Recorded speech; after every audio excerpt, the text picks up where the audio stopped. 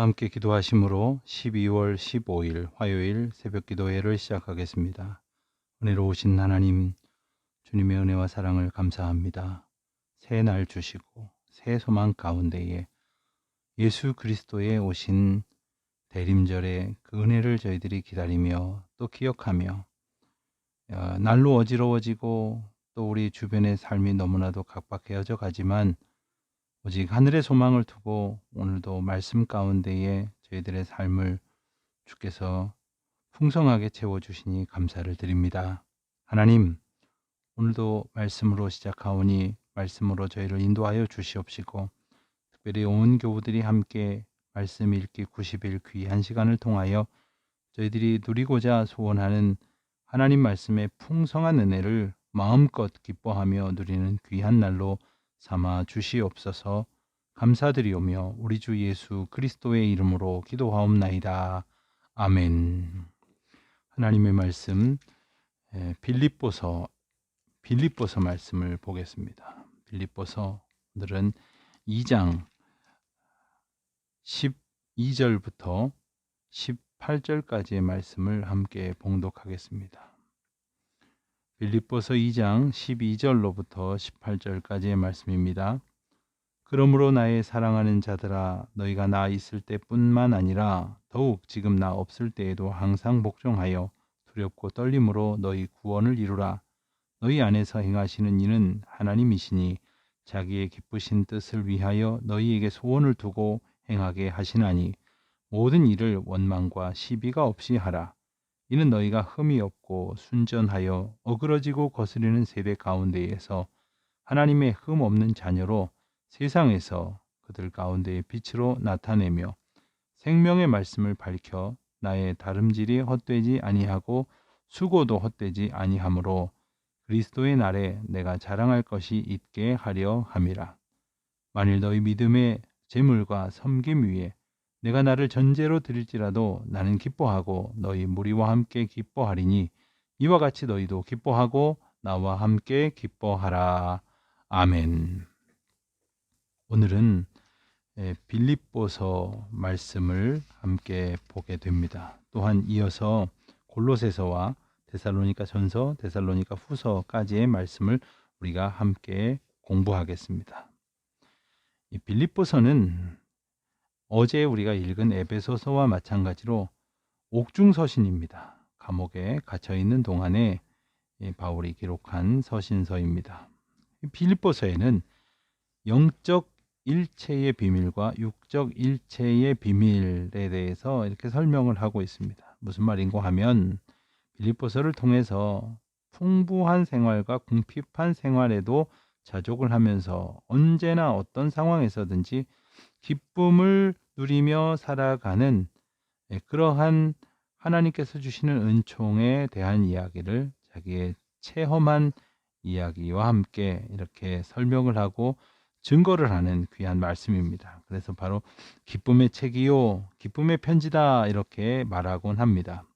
사실 생각해 보십시오. 옥중서신, 옥에 갇혀서 쓰는 편지가 기쁘다라고 하는 말로 가득 채워져 있다니 사실 언뜻 우리가 받아들이기 힘들지도 모르겠습니다. 무려 16번이나 기쁘다 혹은 기뻐하라 라는 말이 나옵니다. 여기서 우리가 기억해야 할 것은 바울이 당시에 기뻐해야 할 만한 상황이 아니었음에도 불구하고 언제 죽을지 모르는 모진 매를 맞고 그리고 심한 아픔 속에서 그와 같은 고백을 하고 있다고 하는 것을 우리가 기억해야 합니다. 빌립보서의 내용은 그와 같은 기쁨의 고백과 함께 무엇이 기쁨인지에 대해서 구체적으로 설명을 하고 있습니다. 간단하게 살펴본다면 1장에서는 바울이 고백하고 있는 바울의 삶의 기쁨입니다. 두 번째로 2장에서는 하나님 앞에서 은혜 받은 자로 살아가는 봉사의 기쁨을 이제 말하고 있습니다. 그래서 봉사의 기쁨을 얘기하는데 조금 전에 우리가 읽었지만 함께 기뻐할 수 있는 것은 바로 그리스도가 나와 함께 하고 계시는 것을 날마다 느끼는 거예요. 그래서 2장 1절에서 11절까지 말씀에는 그 유명한 그리스도의 겸손에 대한 말씀이 나옵니다. 너희 안에 이 마음을 품으라 곧 그리스도 예수의 마음이니 우리에게 예수 그리스도의 마음을 품으라고 이렇게 권면을 하고 계세요. 예수 그리스도의 마음은 어떤 마음이셨을까요? 하나님과 동등됨을 취할 것으로 여길 수 있는 그런 마음이셨지만 하나님의 섭리와 하나님께서 우리를 사랑하신 그 사랑의 계획에 순종하여서 죽기까지 겸손하게 순종하셨던, 자기를 낮추시고 자기를 비우시는 그 기쁨을 바울은 고백을 하고 있는 겁니다. 세 번째로 3장에서는 그리스도를 아는 그러한 기쁨, 그리고 그 기쁨을 함께 사람들과 함께 나누는 즐거움에 대해서 고백을 하고 있습니다. 여러분, 그리스도를 우리가 어떻게 알아갈까요? 말씀을 통해서 알아가고 기도와 예배를 통해서 알아갑니다마는 하나님의 백성들과 함께하는 이 사귐을 통해서 또한 알아가게 됩니다. 나 혼자 있을 때도 그리스도를 느끼게 됩니다마는 하나님의 은혜를 힘입은 자들과 함께 우리가 교제하면서 그 은총을 우리가 또 느끼게 됩니다. 그래서 3장에서는 교제에 대한 기쁨을 고백하기도 합니다. 4장에서는 하나님께서 우리에게 주시는 그러한 은혜의 상급에 대한 기쁨이 고백되고 있습니다. 그래서 주 안에서 항상 기뻐하라. 내가 다시 말하노니 기뻐하라. 너희 관용을 모든 사람들에게 알게 하라. 주께서 가까우시니라. 빌립보서 4장 4절에서 5절 말씀인데, 주님께서 우리에게 주신 기쁨은 그 자체가 은혜예요. 그 자체가 하나님의 상급입니다. 하나님께서 우리에게 기쁨을 주셨다고 하는 것 자체가 우리로 놀라운 은혜 가운데 거하게 하셨다는 것이죠. 우리가 기쁠 일들을 하나님 안에서 발견할 수 있는 것은 그래서 참 큰 축복입니다. 믿음 가운데서 우리도 바울처럼 그렇게 기뻐할 수 있는 믿음의 은혜를 누릴 수 있기를 바랍니다. 이어서 골로새서를 보게 됩니다. 바울은 역시 옥중서신인 골로새서를 골로새 교회에 보냈는데, 이 골로새 교회에 있었던 문제 중에 하나는 바로 이단 사설에 빠져서 이러지도 저러지도 못하고 엉터리 인생을 사는 사람들이 많이 있었다는 그러한 문제점에 대해서 바울이 권면하는 말씀을 전하고 있는 겁니다. 그래서 가짜 인생을 살아가는 것이 아니라 진짜 인생을 살라는 것이죠. 가짜 하나님을 쫓아가는 것이 아니라 진짜 예수 그리스도를 쫓으라 하는 말씀입니다. 그래서 오직 진리이신 예수 그리스도의 생명에 합당하게 살게 하시려고 그 그리스도에 대해서 구체적으로 아주 자세하게 설명하고 있습니다. 그래서 골로새서를 기독론적 서신이다. 기독론이라는 말은 예수 그리스도에 관한 그러한 자세한 언급이 있다는 뜻이겠죠. 그래서 바울 서신 중에서 어제 읽은 우리가 에베소서를 대표적인 교회론 서신이다 이렇게 말하면, 골로새서를 대표적인 기독론 서신이다 이렇게 말하기도 합니다. 그래서 에베소서와 함께 어떤 면에서는 그 골로새서가 짝을 이루는 것 같기도 하고 겹쳐지는 것도 있습니다. 왜냐하면 바로 교회론 이야기할 때 교회의 머리이신 예수 그리스도를 빼놓고 이야기할 수가 없기 때문이죠. 그래서 그리스도를 우리가 정확하게 아는 것, 이것이 교회를 아는 것이고, 또 교회를 정확하게 아는 것이 우리가 그리스도를 아는 것입니다. 또한 두 서신의 강조점이 조금 다른 것은, 에베소서에서는 그리스도의 교회가 강조된다면 골로새서는 교회의 그리스도가 강조되고 있다 이렇게 말할 수 있습니다. 그래서 골로새서 전체의 가장 핵심적인 요절이라고 꼽는다면 2장 10절의 말씀을 꼽을 수가 있게 되는데, 그 말씀은 이렇습니다.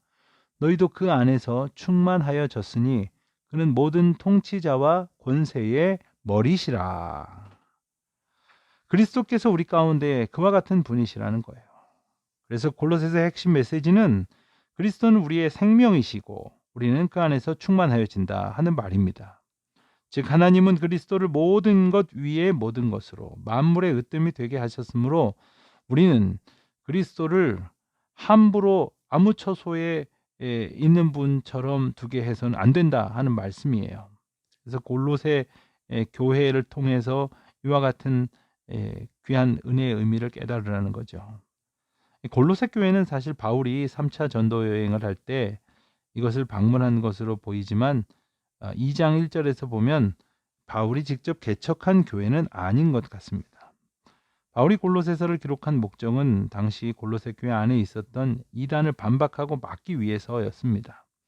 이 이단은 유대교의 의식주의, 또 영지주의와 천사를 숭배하는 그러한 사상이었는데, 그로 인하여 예수 그리스도에 대한 생각을 바로 갖지 못하고 있었다는 것이지요.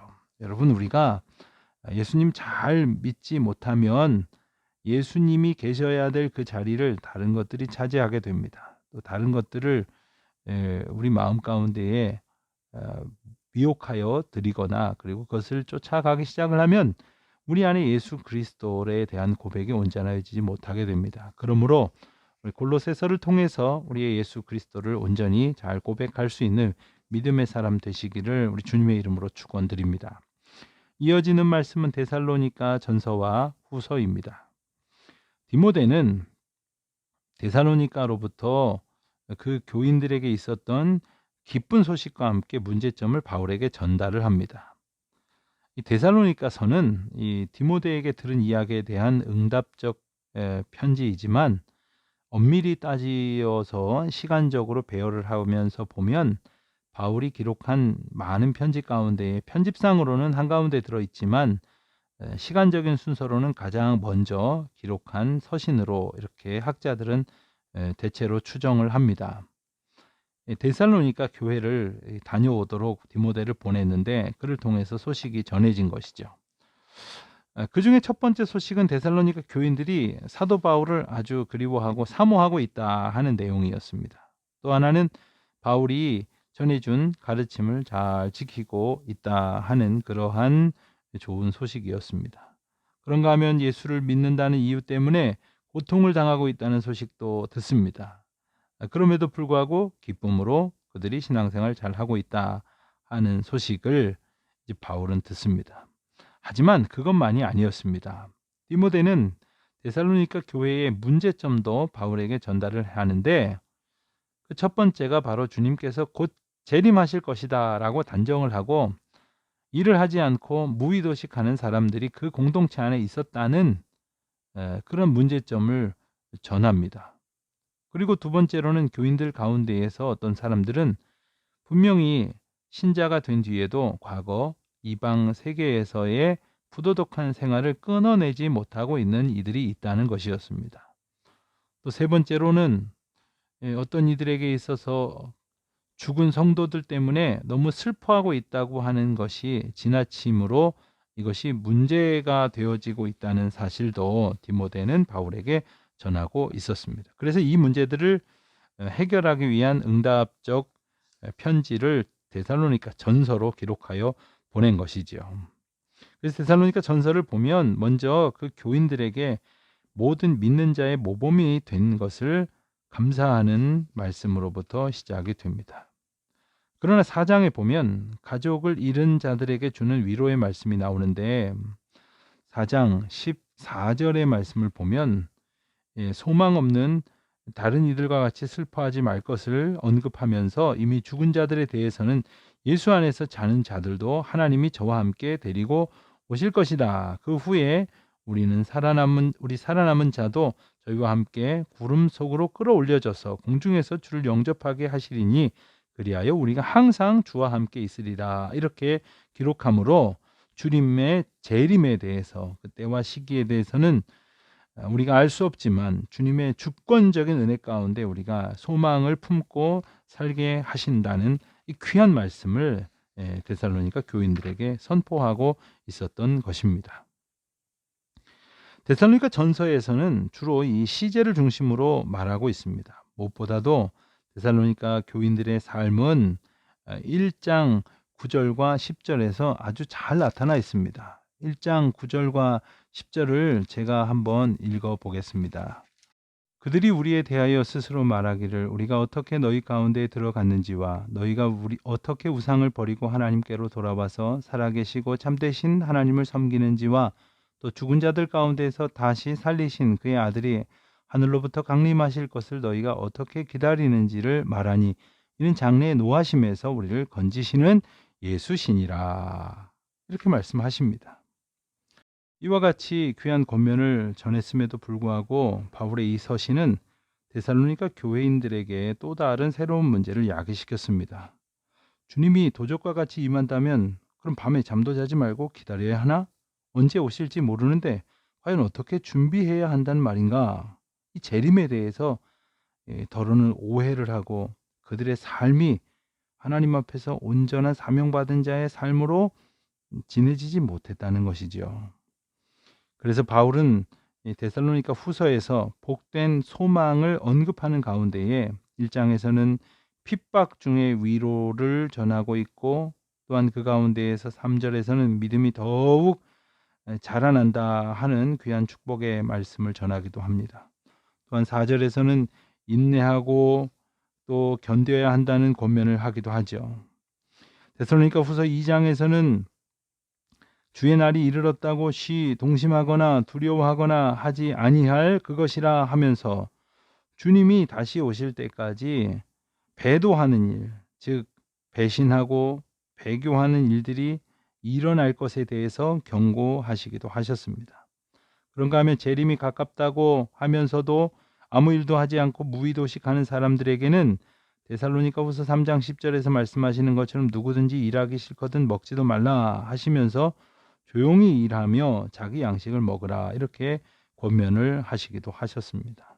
그래서 데살로니가 후서를 통해서 엉터리 재림 사상에 빠져서 하나님께서 인도하시는 그 은혜의 삶을 걸어가지 못하는 그릇된 신앙관으로부터 돌이켜서 주의 날이 가까울수록, 주의 재림이 가까웠다고 생각할수록 온전히 더욱 하나님 앞에 말세지마를 살아가는 우리 성도들이 참된 진리를 소망하며 그 구원의 은혜를 우리 가운데서 이끄시는 성령의 인도하심 가운데에 순종하며 환난을 이겨야 한다, 이렇게 우리에게 교훈하시는 것입니다.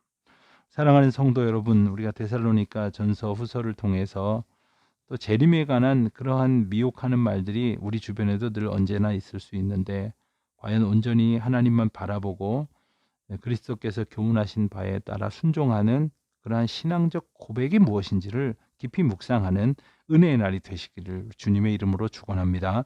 기도하시겠습니다. 하늘에 계신 우리 아버지, 아버지의 이름을 거룩하게 하시며 아버지의 나라가 오게 하시며 아버지의 뜻이 하늘에서와 같이 땅에서도 이루어지게 하소서. 오늘 우리에게 일용할 양식을 주시고 우리가 우리에게 잘못한 사람을 용서하여 준 것 같이 우리 죄를 용서하여 주시고 우리를 시험에 빠지지 않게 하시고 악에서 구하소서.